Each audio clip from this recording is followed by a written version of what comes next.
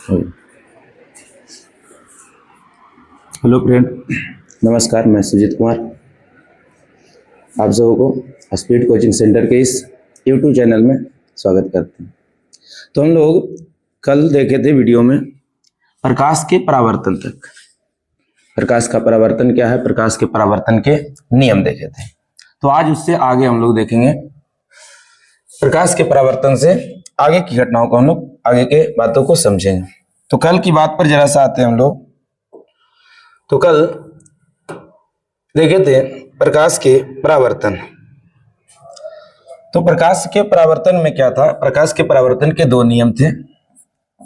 पहला नियम हम लोग देखे थे कि आपतित किरण, परावर्तित किरण और अभिलंब ये तीनों एक ही तल में होता है। और दूसरा नियम हम लोग देखे थे कि आपतन कोण तथा परावर्तन कोण R दोनों बराबर होता है। कहने का मतलब यह है कि अगर आपतित किरण सतह के साथ 30 डिग्री के कोण से आएगा तो परावर्तित किरण सतह के साथ नहीं, सॉरी, अभिलंब के साथ, तो परावर्तित किरण भी अभिलंब के साथ 30 डिग्री का कोण बनाते हुए परावर्तित होगा। तो आपतन कोण और परावर्तन कोण बराबर होगा, यानी जो आपतन कोण होगा वही हमारे पास परावर्तन कोण होगा। अब यह जो नियम है सभी प्रकार के दर्पणों के लिए सही है, यानी समतल दर्पण हो चाहे उत्तल दर्पण हो या अवतल दर्पण हो, सभी प्रकार के दर्पणों के लिए यह नियम सही होता है। तो ये जो नियम है कि पहला नियम आपतित किरण, परावर्तित किरण और अभिलंब तीनों एक ही तल में होता है, आपतन कोण परावर्तन कोण के बराबर होता है। ये नियम समतल, उत्तल, अवतल तीनों के लिए सही है। और आई अगर जितना होगा वही हमारे पास आर होगा। आज हम लोग इससे आगे बढ़ रहे हैं और आज की बात हम लोग के पास है कि अगर कोई प्रकाश की किरण, जब प्रकाश की किरण समतल सतह पर लंबवत पड़ता है, अर्थात सतह के साथ 90 डिग्री का कोण बनाते हुए आता है, सतह के साथ 90 डिग्री का कोण बनाते हुए आता है, तो क्या होगा। तो हम लोग देखेंगे कि जब प्रकाश की किरण किसी भी परावर्तक सतह पर लंबवत आपतित होगा, 90 डिग्री का कोण बनाते हुए आएगा, तो वह वापस उसी पथ पर लौट जाएगी, उसी पथ पर वापस लौट जाता है। अर्थात करने का मतलब यह होगा कि जिस पथ से वो आएगा उसी पथ पर लौट जाए। यहां भी आपको चित्र के माध्यम से ये आपतित किरण यहां से और वापस टकरा करके लौट रही है परावर्तित किरण। तो आपतित किरण और परावर्तित किरण एक ही पथ पर होगी। अब यहां जो सवाल है कि इस समय आपतन कोण क्या होगा I और इस समय परावर्तन कोण क्या होगा R। तो हम लोग देख रहे हैं, कल जो फिगर देखे थे हम लोग कि आपतन कोण जो बनता है वो आपतित किरण और अभिलंब के बीच बनता है, परावर्तन कोण जो बनता है परावर्तित किरण और अभिलंब के बीच बनता है। तो यहां जो हम देख रहे हैं कि जो अभिलंब है उसी पर आपतित किरण है और उसी पर परावर्तित किरण है, तो यहां I भी 0 डिग्री होगा और R भी 0 डिग्री, अर्थात आपतन कोण का मान भी 0 होगा और परावर्तन कोण का मान भी 0 होगा। तो सतह के साथ यदि 90 डिग्री के कोण पर प्रकाश की किरणें आपतित होगी, 90 डिग्री के कोण के साथ आएगी, तो आपतित किरण और परावर्तित, आपतन कोण और परावर्तन कोण दोनों 0 के बराबर होगा। तो इस बात को आप लोग समझ गए होंगे। तो यहां से जो क्वेश्चन आता है इसी टाइप से कि जब सतह पर लंबवत आपतित होगा तो आपतित कोण, आपतन कोण क्या होगा, परावर्तन कोण क्या होगा, तो दोनों का मान क्या होगा, 0 होगा। तो इसी बात को हम लोग अगर शब्दों में लिखें तो इस प्रकार से लिख सकते हैं कि जब प्रकाश किरण समतल सतह पर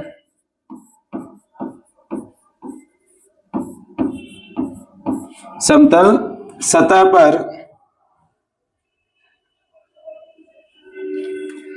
समतल सतह पर लंबवत आपतित होती है अर्थात पड़ती है तो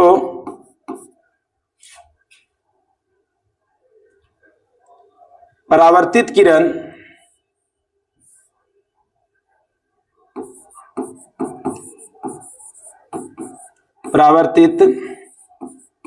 किरण उसी पथ पर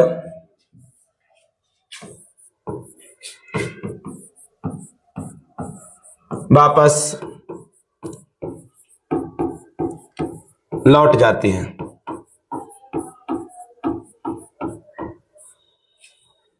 अर्थात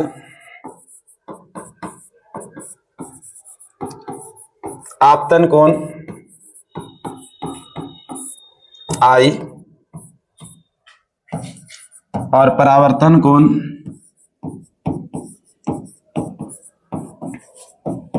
R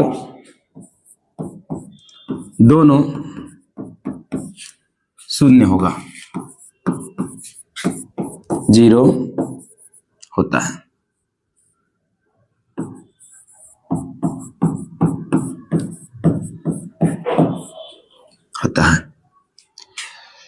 तो I बराबर 0 और R बराबर भी 0।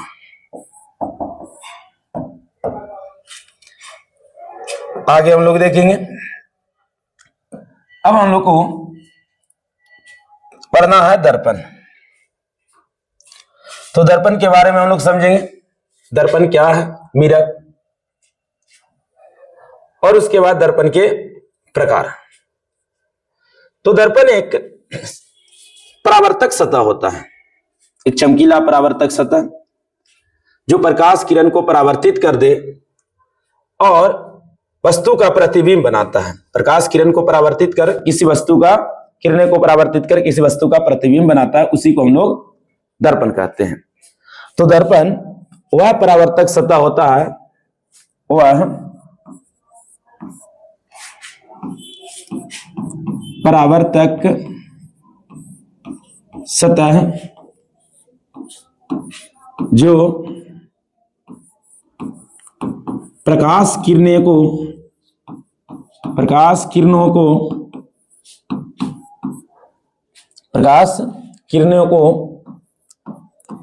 परावर्तित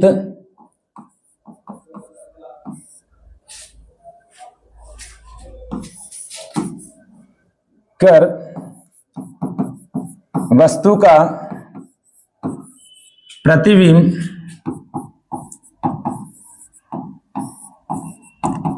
बनाता है, दर्पण कहलाता है।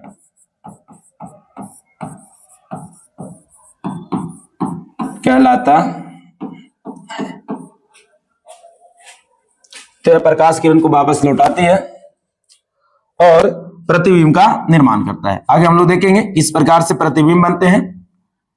अब हम लोग देखेंगे दर्पण के प्रकार। दर्पण के बारे में अगर और बात करें तो दर्पण के पीछे से एक भाग इसका परावर्तक सतह होता है और एक भाग इसका रंगा हुआ होता है, कलर किया हुआ होता है। तो ऊपर वाले सतह जिससे प्रकाश वापस लौट जाती है टकरा करके, इसी को हम लोग कहते हैं परावर्तक सतह। ये ऊपर वाला हिस्सा परावर्तक सतह कहलाता है और नीचे हिस्सा रंगा हुआ कलई किया हुआ हिस्सा, इस पर सिल्वर और एल्युमिनियम का एक मिश्रण का कलर किया हुआ रहता है जो प्रकाश किरण को वापस लौटाती है। अब हम लोग देखेंगे कि दर्पण के प्रकार। तो मुख्य रूप से दर्पण 2 प्रकार के होते हैं। मुख्य रूप से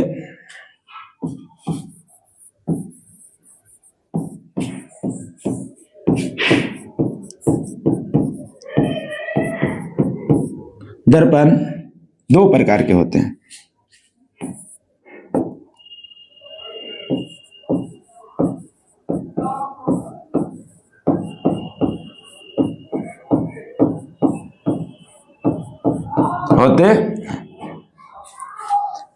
एक है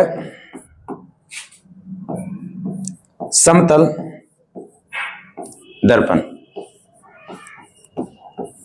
और दूसरा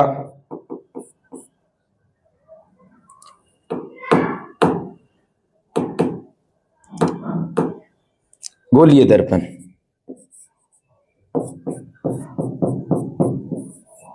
गोलीय दर्पण, एक है प्लेन मिरर और एक है स्फेरिकल मिरर।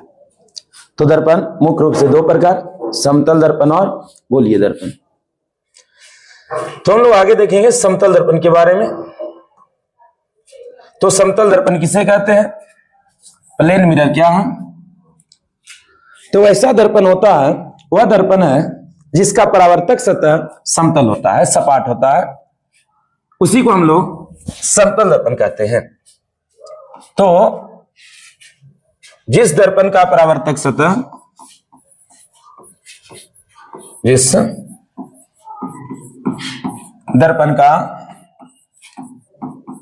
परावर्तक सतह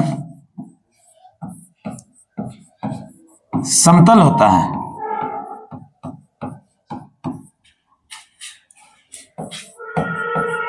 समतल दर्पण कहलाता है।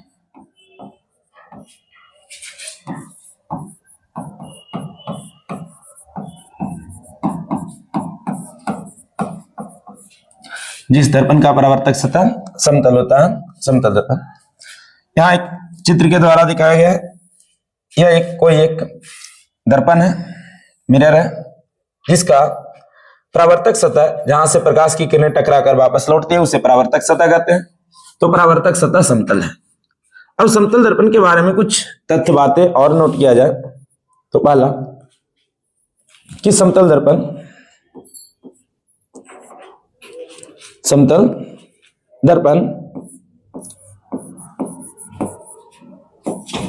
का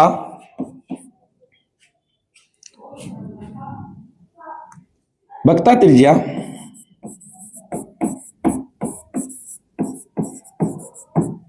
तथा फोकस दूरी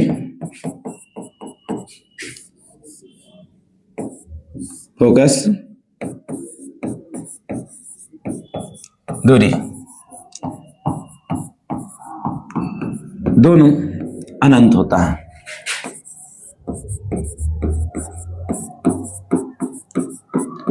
आगे हम लोग देखेंगे वक्ता त्रिज्या क्या है और फोकस दूरी क्या है।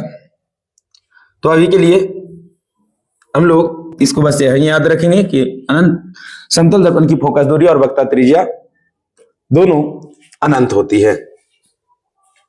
एक और इसकी विशेषता है जो आगे अभी हम लोग पढ़ेंगे कि समतल दर्पण में केवल काल्पनिक प्रतिबिंब बनते हैं, सीधा बनते हैं और वस्तु के बराबर बनते हैं। जब हम लोग प्रतिबिंब पढ़ेंगे तो वहां देखेंगे।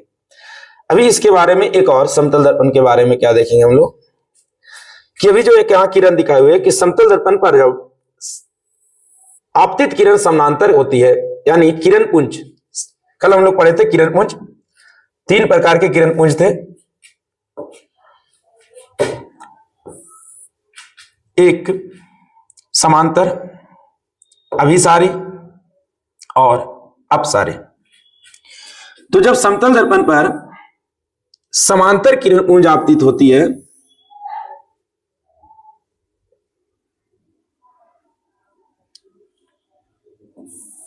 तो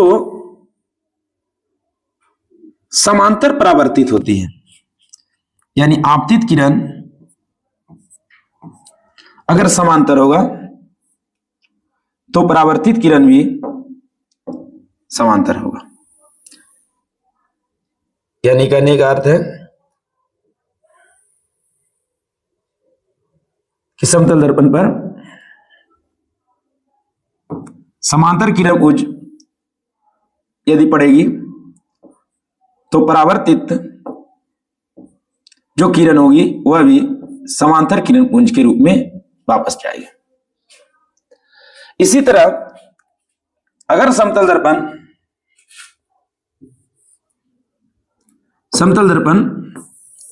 पर अभिसारी किरण पुंज आएगी, आगे हम लोग देखेंगे।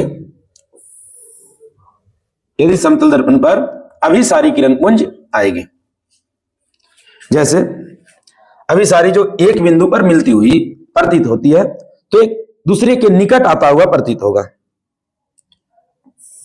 तो इस प्रकार से जैसे हम लोग मान लिए कि यह किरण आई,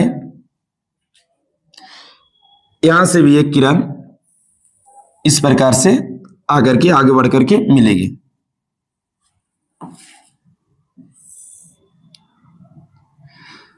तो जब किरण परावर्तित होगी तो यह अभिसारी होगी। तो हम लोग जानते हैं यहां पे एक अभिलंब डलाएगा दोनों जगह पे, एक इसके लिए और एक इसके लिए। अब ये परावर्तित होगी तो यहां से इस प्रकार से ये किरण ऐसे निकलेगी।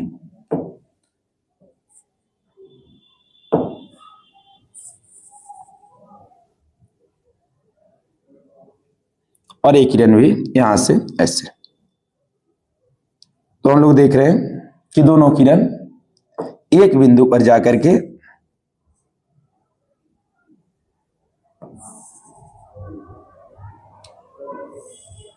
मिल जा रही है। तो कहने का अर्थ है कि जब आपतित किरण समतल दर्पण पर यदि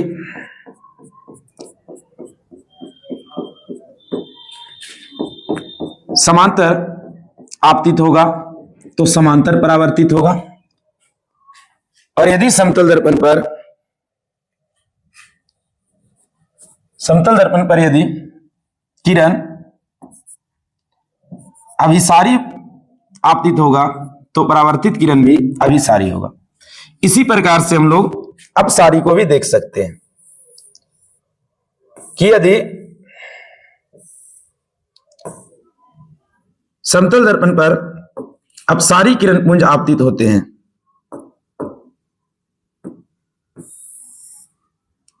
समतल दर्पण पर अपसारी किरण पुंज आपतित होते हैं,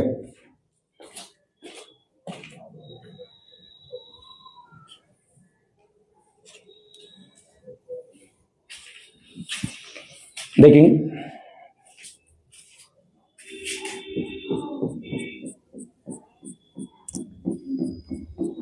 तो परावर्तित किरण भी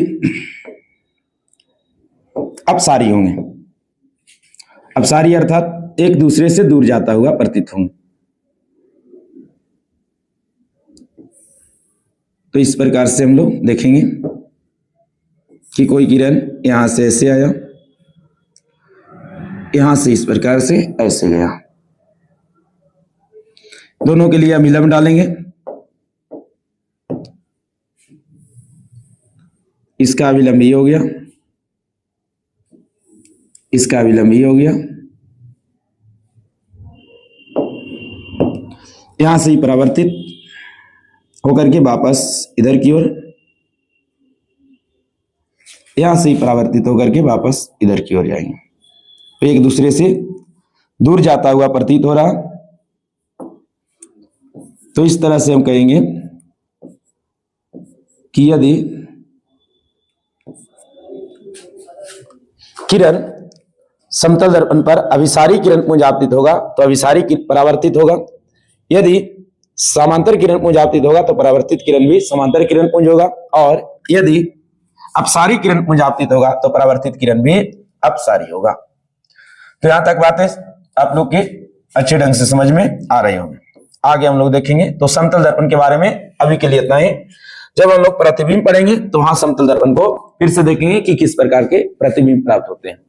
अब आते हैं हम लोग गोलीय दर्पण। तो गोलीय दर्पण में हम लोग देख रहे हैं किसे कहते हैं। तो जिस दर्पण का परावर्तक सतह गोलीय होता है, वक्र होता है, उसे गोलीय दर्पण कहते हैं। तो जिस दर्पण का परावर्तक सतह वक्र होता है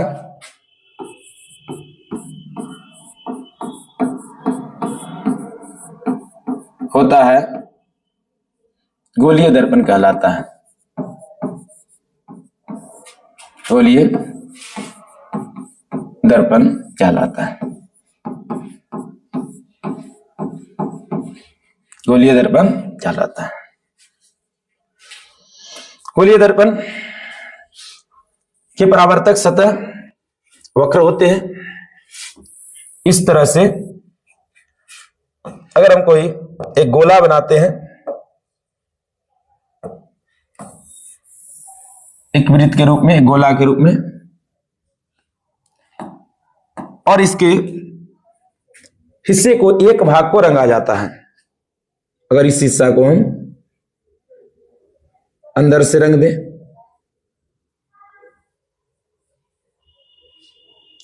और इधर से इस हिस्सा को हम बाहर से रंग दें,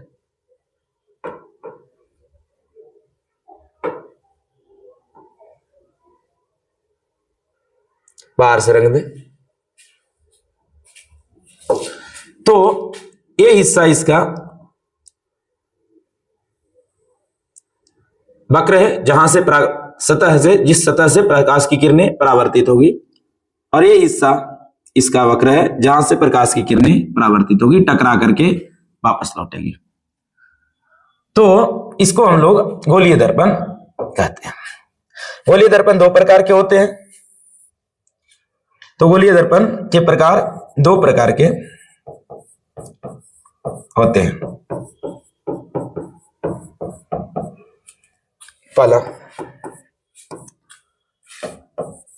हम लोग देखेंगे अवतल दर्पण,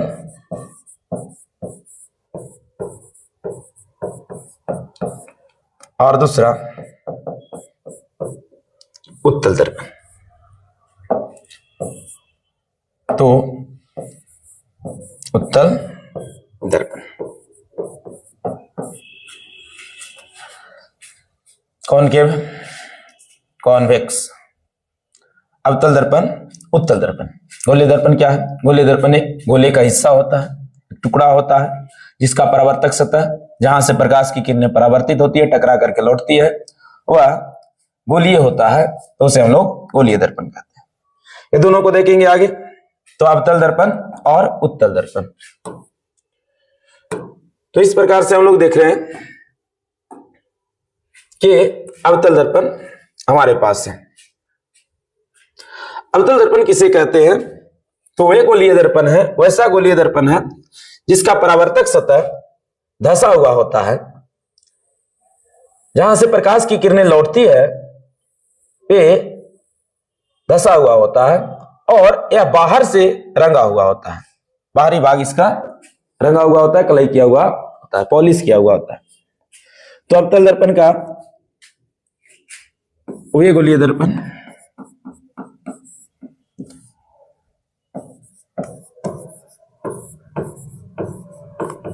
दर्पण जिसका परावर्तक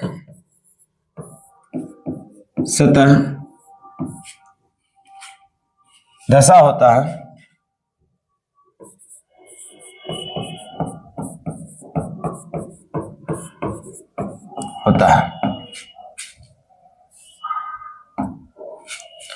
अवतल दर्पण कहलाता है।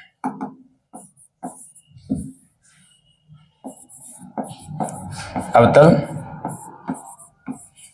दर्पण कहलाता है। तो अवतल दर्पण इस तरह से गोले का एक हिस्सा होगा, गोले का एक भाग होगा,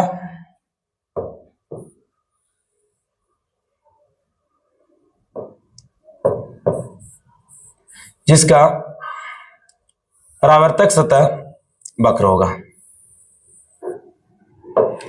ये बाहर से कलई किए हुए होते हैं, रंगे हुए होते हैं, पॉलिश होता है।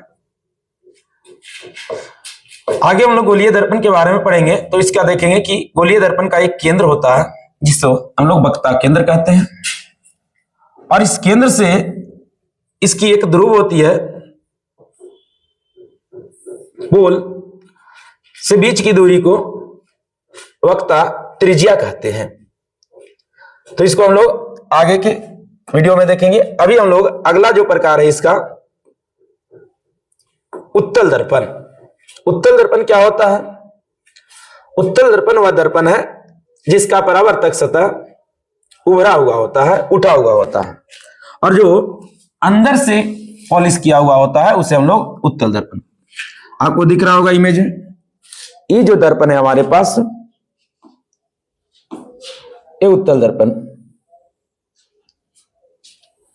इसको अंदर से पॉलिश किया गया है। तो इसका जो परावर्तक सतह है जहां से प्रकाश की किरणें टकरा करके बाहर लौटेगी,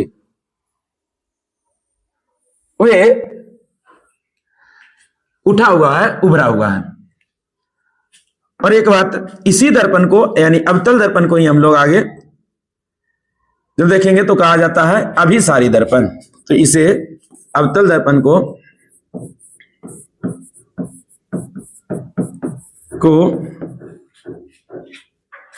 अभिसारी दर्पण कहा जाता है।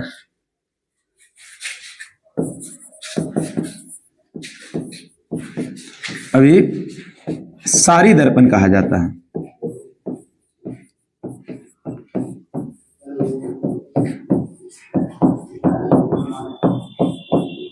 अवतल दर्पण को अभिसारी दर्पण कहा जाता है।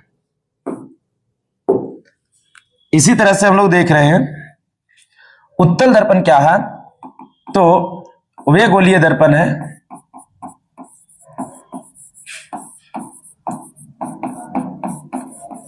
जिसका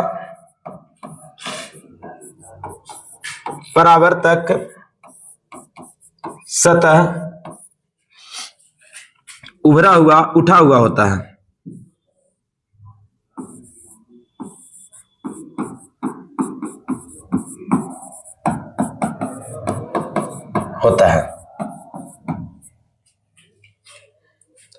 यहां दिख रहा है। इसी दर्पण को हम लोग अपसारी दर्पण कहते हैं। तो उत्तल दर्पण को अपसारी दर्पण कहा जाता है।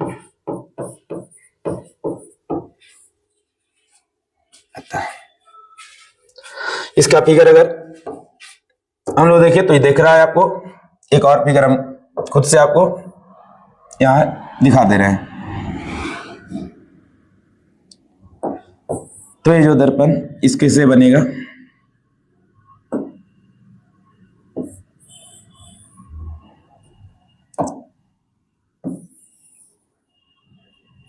ये होंगे हमारे पास उत्तल दर्पण। तो उत्तल दर्पण अंदर से रंगा जाता है और इसका परावर्तक सतह जो जिससे प्रकाश की किरणें टकरा करके वापस लौटेगी ये उभरा हुआ होता है। तो ये हमारा परावर्तक सतह जो बाहर की ओर है, परावर्तक सतह। इसका परावर्तक सतह हम लोग देख रहे थे। तो इसका परावर्तक सतह धंसा हुआ था। यह परावर्तक सतह, परावर्तक सतह। तो आज हम लोग दर्पण के प्रकार तक देखें। कल इसके आगे हम लोग देखेंगे और आपको पास वीडियो पहुंचेगी। तो उम्मीद करते हैं कि आप लोग इस वीडियो को देख रहे होंगे और सभी दोस्तों के पास शेयर कर रहे होंगे। लगातार आपको इसी प्रकार से और कमेंट में लिखिएगा क्या और चाहिए, कौन सा सब्जेक्ट। थैंक्स, धन्यवाद।